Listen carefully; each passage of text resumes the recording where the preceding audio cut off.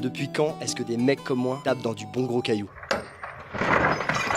Le métier de tailleur de pierre existe depuis l'Antiquité et c'est vraiment depuis le Moyen-Âge qu'il est rendu indispensable. Et c'est à ce moment-là qu'on se met à construire des châteaux, des cathédrales, des remparts, mais aussi des toilettes en pierre pour que mon seigneur puisse poser son royal fessier. Et pendant qu'en France, on sculptait des anges en pierre, certains faisaient encore des cabanes en bois. Je vise personne, et surtout pas les Anglais. Le tailleur de pierre ne bosse pas pour n'importe qui. Souvent un roi, un évêque, ou n'importe quel autre seigneur. Il gagnait 3 à 5 deniers par jour, alors que les autres ouvriers au Moyen-Âge gagnaient 1 à 2 deniers. Ça va. Quand t'étais tailleur de pierre, tu vivais sur le chantier. C'était pas une mission d'intérim, tu vivais pour le chantier, littéralement. Et pas de manif pour la retraite à 60 ans. Tant que t'avais des bras, tu taillais du caillou. Et après, t'espérais que le bon Dieu te laisse une place tranquille là-haut, parce que t'avais drôlement donné en bas. Et si je tape du caillou aujourd'hui, c'est pas juste pour me faire plaisir. Bon ok, c'est satisfaisant.